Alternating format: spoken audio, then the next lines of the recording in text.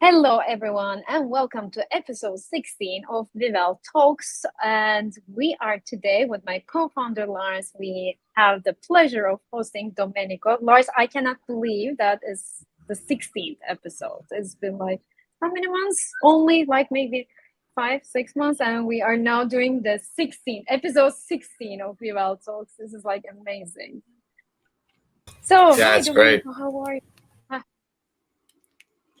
I'm well, thank you. I'm very excited to be here. So, leading up to Sevilla, and yeah, very excited to be here. Thanks for Okay, having so me. Lars, you're having the award for the best background now. Where are you? I'm in Oaxaca, Mexico. So I switched from Okay. first I was in Medellin, then I was in Mexico City, and now I'm in Oaxaca. So I think that the little outside patio, I don't have the fake background. It is actually real. So it's definitely a special place. I'm a Okay. bit jealous now. Sounds really interesting. And fun. Yeah, he's making us jealous now. And we're kind of like, following Lars to wherever he's going through our talks. So, I mean, he's been just like traveling all along for the last couple of weeks now. And Domenico, where are you At the moment, I'm in Madeira, in Portugal, on a little island. now? Well, Okay. little, not that little island in the Atlantic Ocean. It's closer to Morocco than it is to Portugal, so close to the Canaries as Digital well. Nomad Island, known as the Digital Nomad Island. That's our island. Yeah, exactly. I will have a Oh, Nomad community meetup later on tonight, so you're spot on that. okay. Sounds great. And so, will you go back and then come for Sevilla, or will you be there until Sevilla? No, I have a few speaking engagements. So I've got one coming up next week in Albania, in Tirana.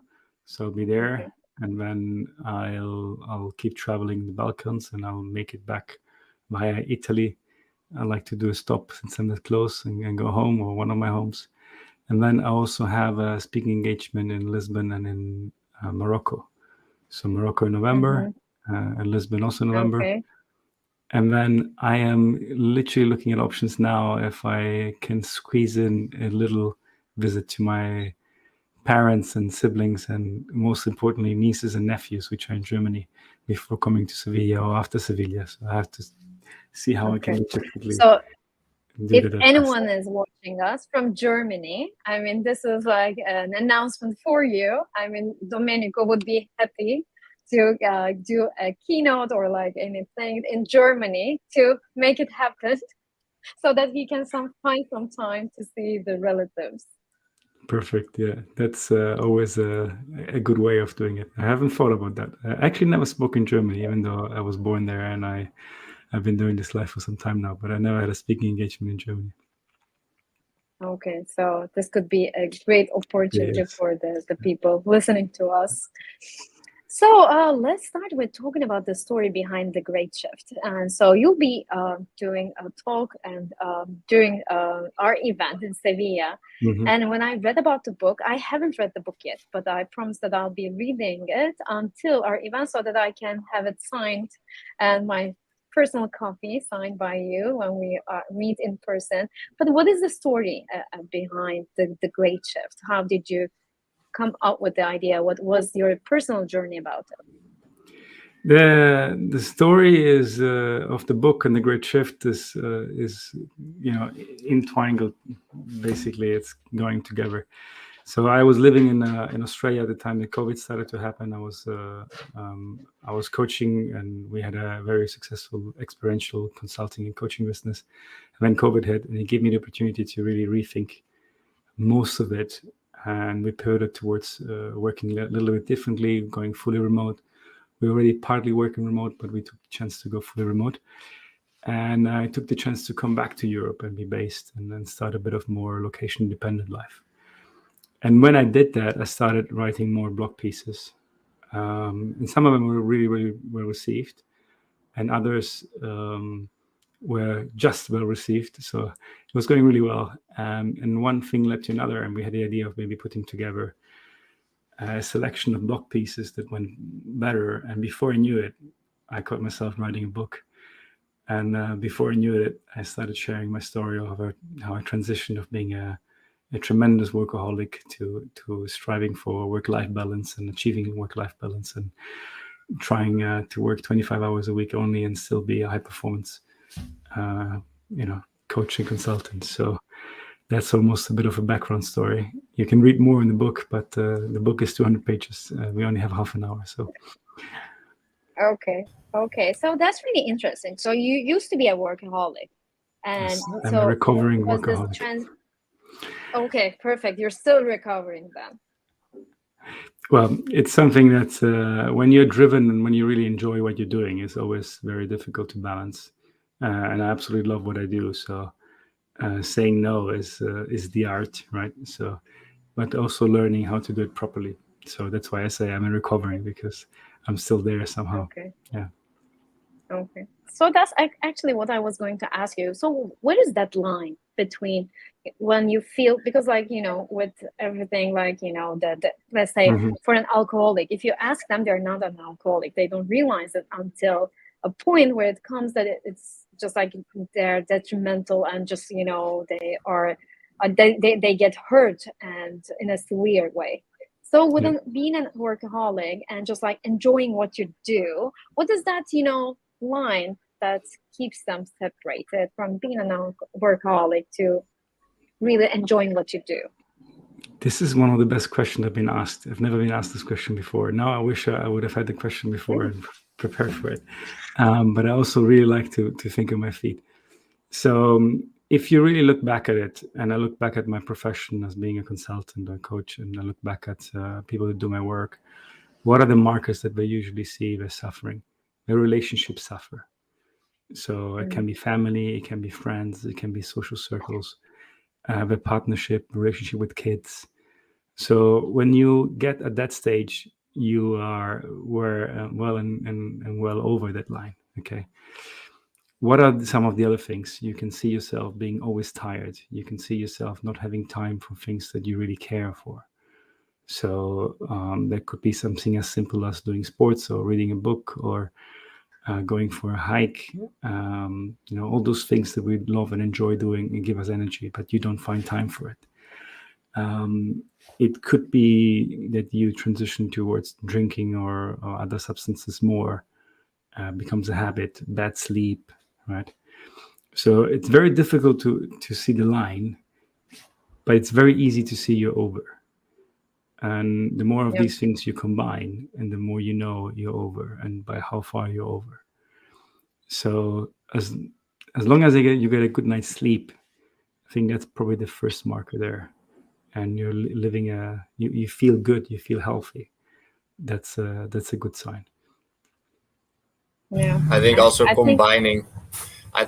combining things, like where if there's a reason for you to go somewhere, like you said, like your nephews, or like there is a particular reason and you can combine it with something with work, then there is a healthy balance between what you're going to do when it comes to your personal desires and needs, and what you would like to further your maybe business side of things. And I think if you can combine those things, it's always going to give you that sense of balance, that sense of like, okay, I have stimulated this side of myself, and now I really want to dive into a different side of myself. And I think when you're in a workaholic state, there is only one side. There is no other side, like you said. And I think that that's so important, that you travel. Like people always say, travel is very tiring, and it can be tiring. But if you have a specific purpose where you're going for, and it's not always work driven, it can also be personal driven, then all of a sudden you can actually make those things work. So it's really about the intention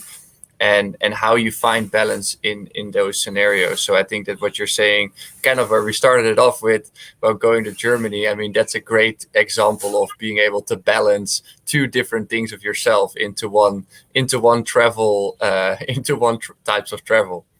Yeah, but this is the very interesting part of it. So for me, there are a couple of things that are non-negotiable. Like one of them, now that I'm in Europe, I want to be able to see my family and friends, my relatives and family a bit more often, right?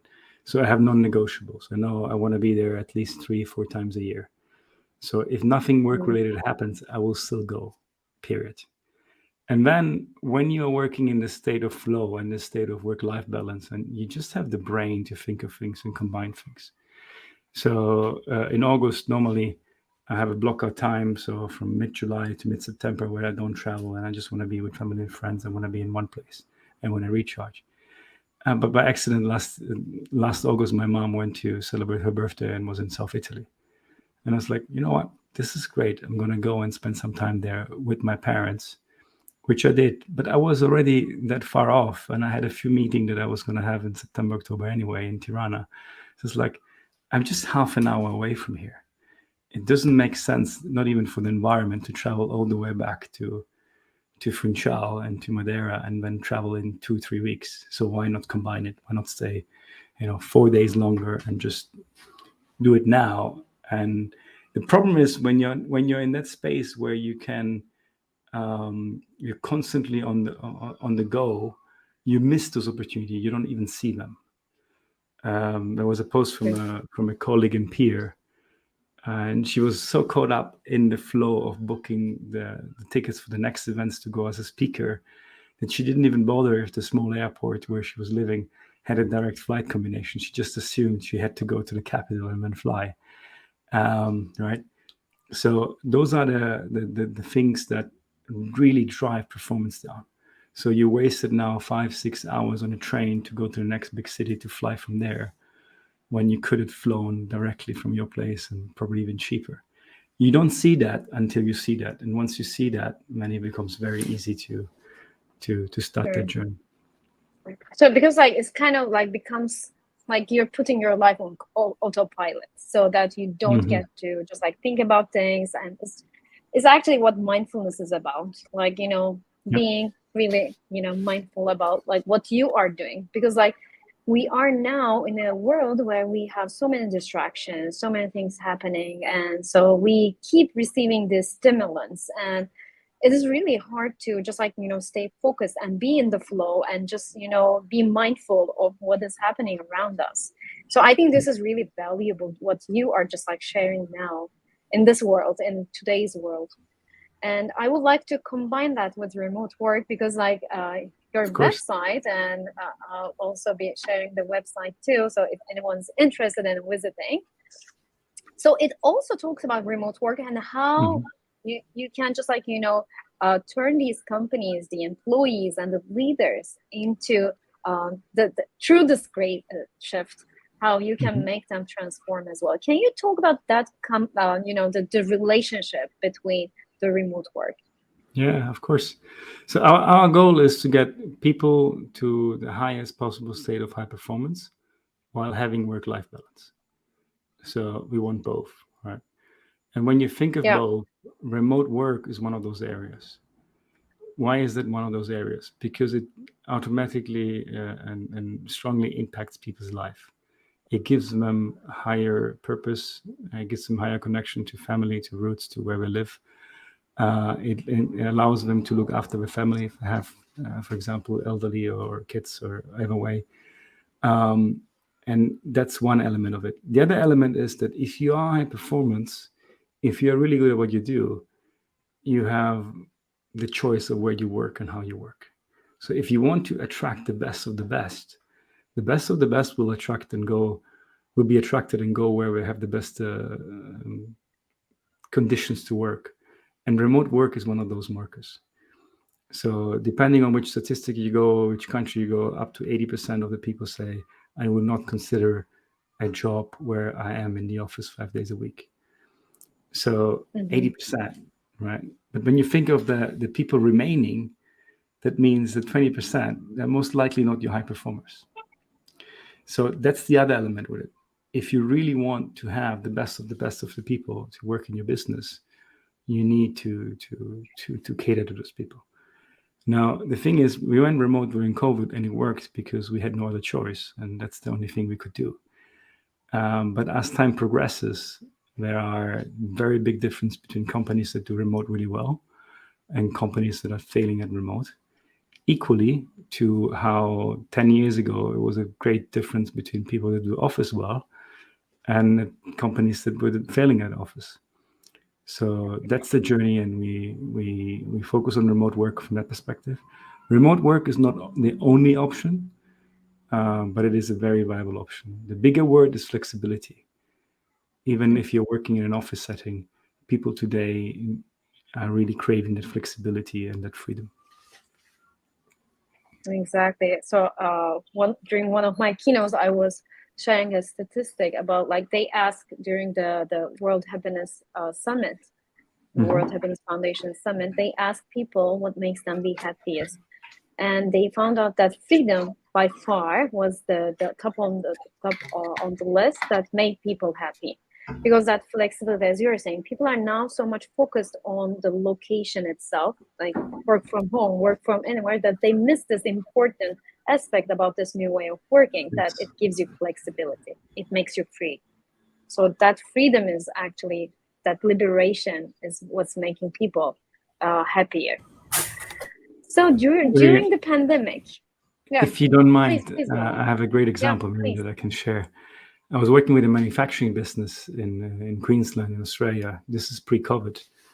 And as we were doing that, we were talking on flexible work hours for teams. They're manufacturing, so obviously to some extent they have to be in a workshop.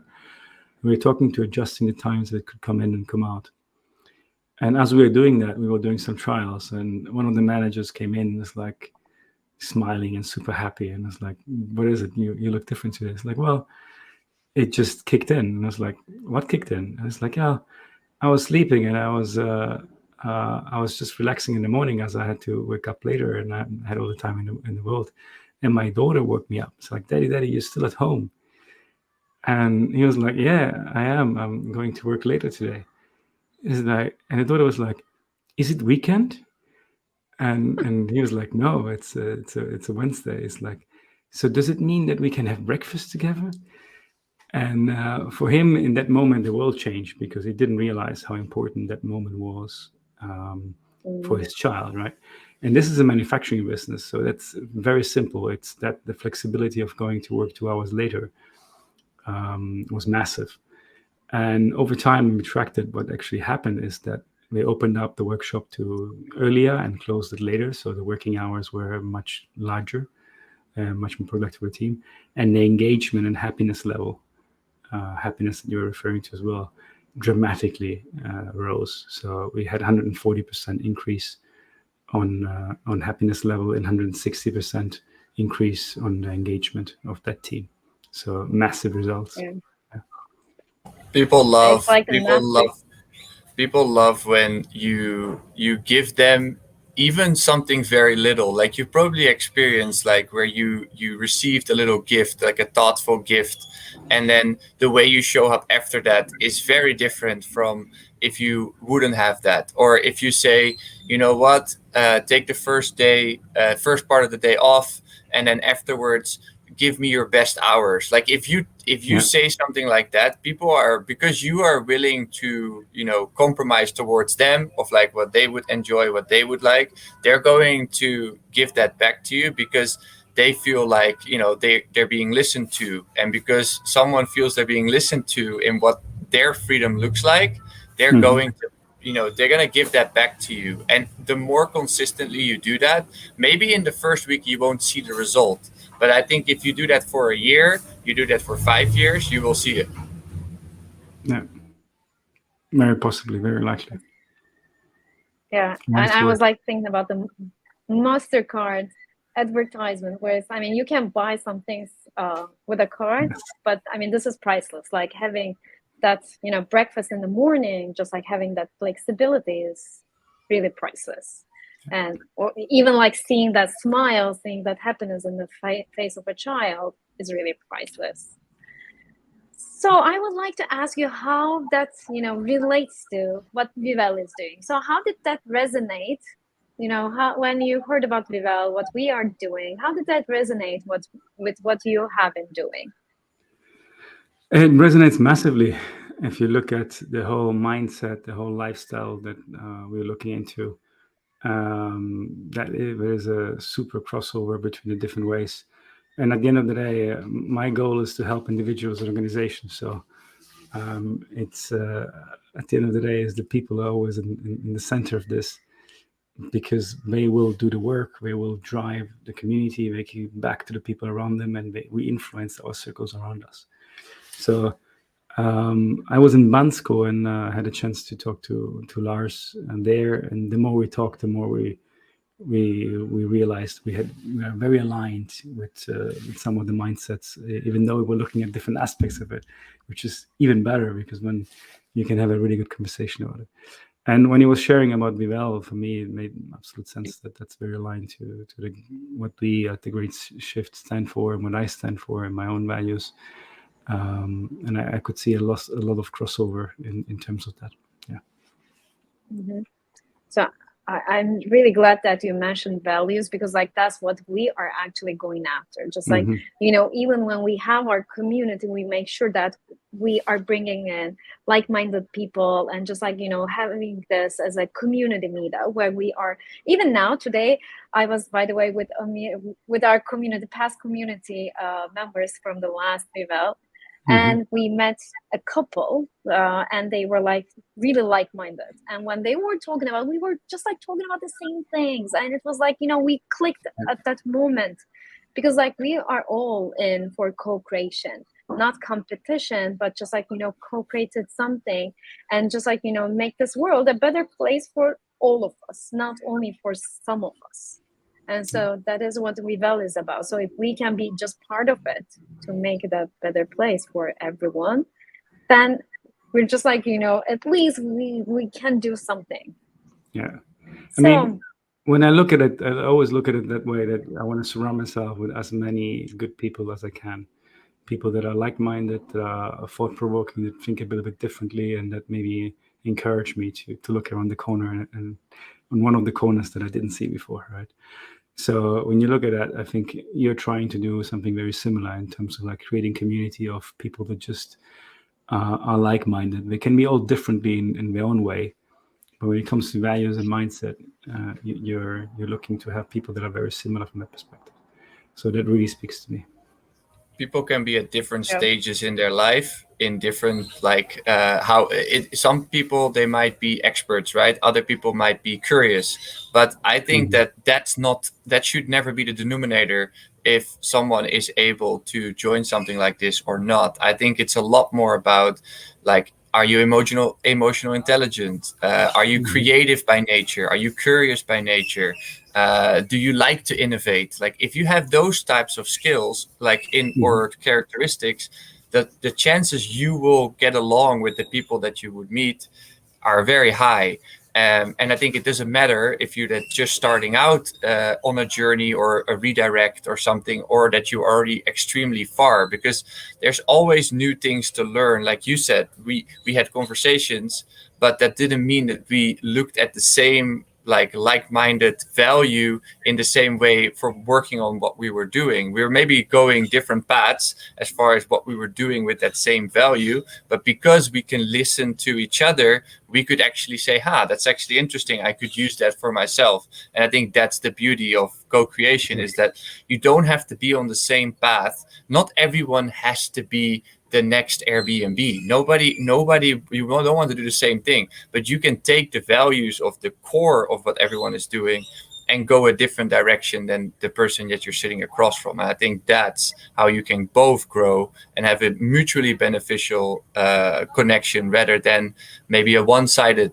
conversation, or it has to be competition, because you're having so many people that wanting to go on that exact same e-commerce path. Then everyone is going to be like, I don't know if I want to deal with these types of people. And I think that mentality shift is so important, because that will change the way you show up for other people and want to give your knowledge and want to give the personal connection before you even start talking about any business related things.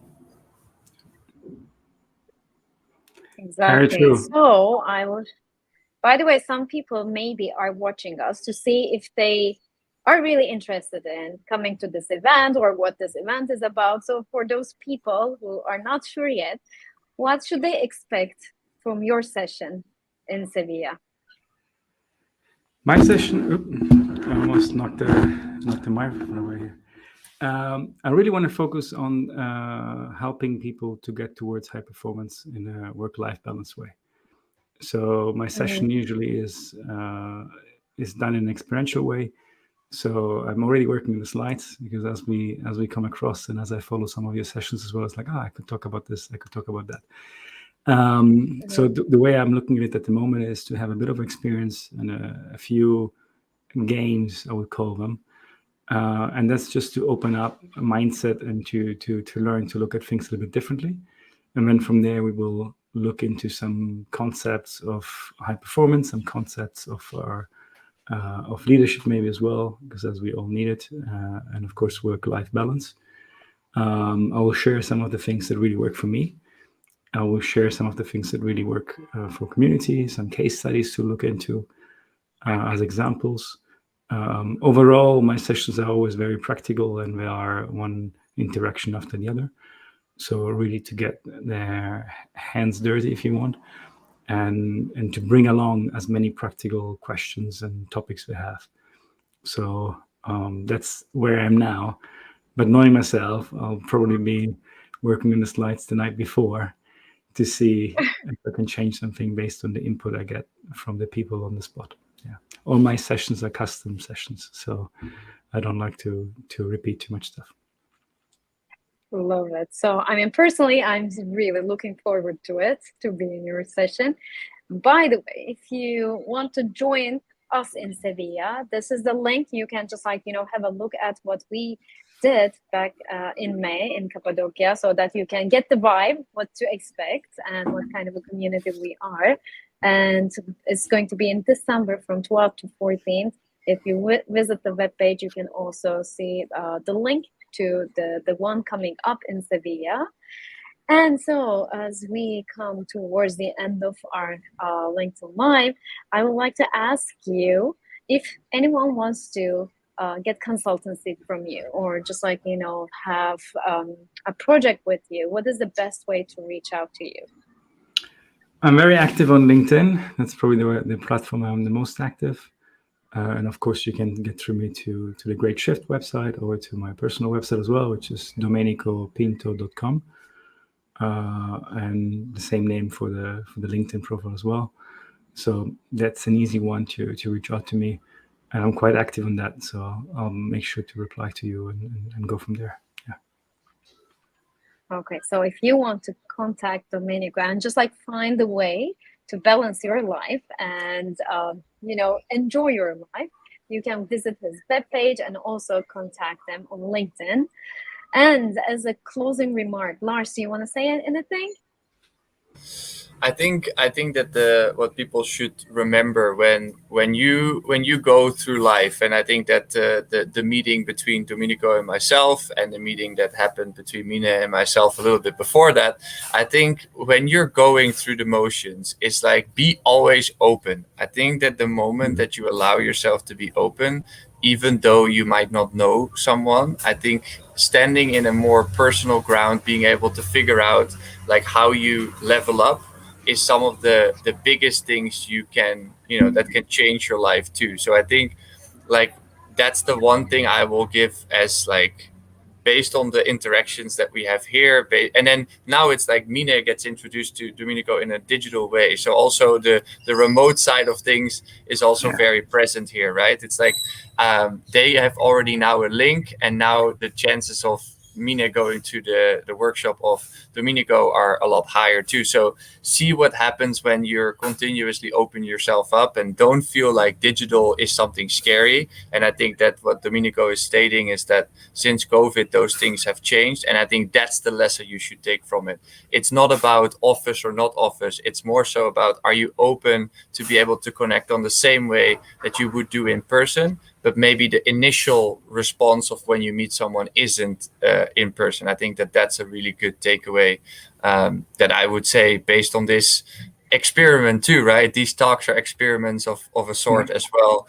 And one day it's someone that comes from Mina's network that I meet for the first time online, and the other way around it's vice versa. And I believe that Domenico is going to have that same type of interaction with many more of these trickle effects when it comes to community building, because I think this is an effect that if you're open to it, it will continuously happen. And I think that that's the beauty. So that would be my final remarks of don't shy away from connection online, because it will always lead to connection in person. Yes. And True. I'm on the other side, right? So for me, I'm connecting now with Nina for the first time in a Exactly. face-to-face online world. So yeah, that works really well. If I had to say it from my perspective, because the goal is not only to work less, it's to work at the high performance level and still find harmony, right? So for me, the ultimate game here is to finding the balance between all of that, because working too less is also not good. You look at longevity Yeah. studies, you look at studies for purpose and mindfulness and just what it does to the brain. Working too little is also not good, but we want to find the optimal. We want to find the balance. So working on that, that's the channel, that's the challenge, and finding the support structure to really do that, learning to understand markers and understand points where we have to be careful for, and really to learn how to work at the best high performance level we can. Amazing. So, for those of you who are watching us, if you want to find your balance in life, and if you want to meet these amazing people, our community members, you are most welcome at the next event in Sevilla in December. This is the link to check it out. And until the next one, take care. And thank you, Domenico, for joining us. And we're looking forward to seeing you in person in December. Thank you for having me. It was nice. Ciao. Bye, everyone.